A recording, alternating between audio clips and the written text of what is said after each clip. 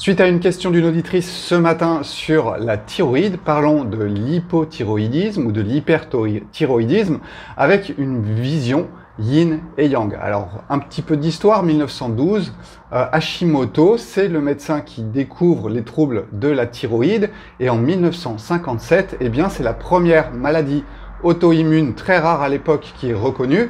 Aujourd'hui, on en trouve beaucoup plus. Alors, hyperthyroïdie, vous le savez, on est dans les excès du yang, excès de température. Il y a ce que l'on appelle un vide du yin. Le yin, je vous rappelle, c'est ce qui ralentit, c'est ce qui empêche de faire flamber le feu.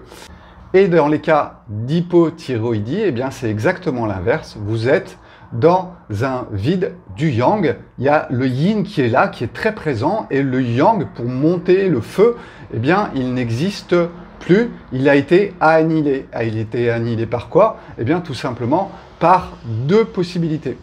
Vous avez utilisé tout le yang, tout le feu de vos reins notamment, parce que la thyroïde et les reins sont reliés en médecine traditionnelle chinoise.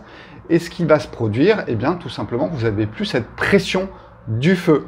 Donc, comment elle a été créée? Il y a deux solutions.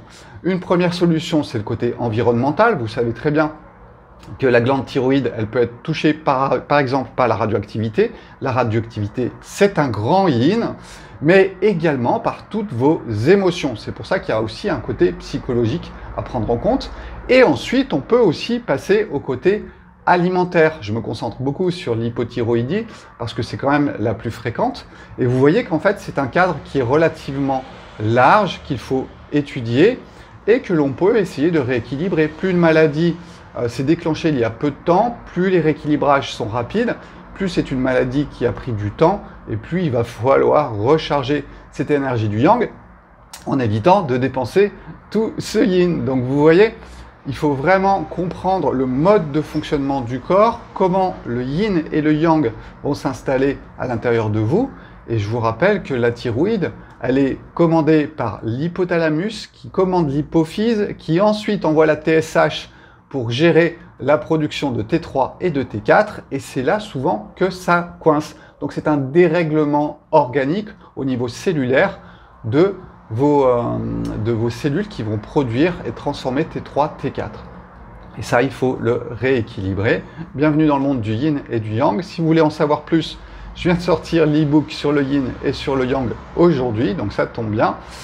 Vous pouvez jeter un œil, vous verrez tous les aliments qui peuvent vous aider ou pas. Et puis après, il y a tout l'élément psychologique. Ça, j'en parle un tout petit peu dans le e-book, mais j'en parle plus dans mon enseignement.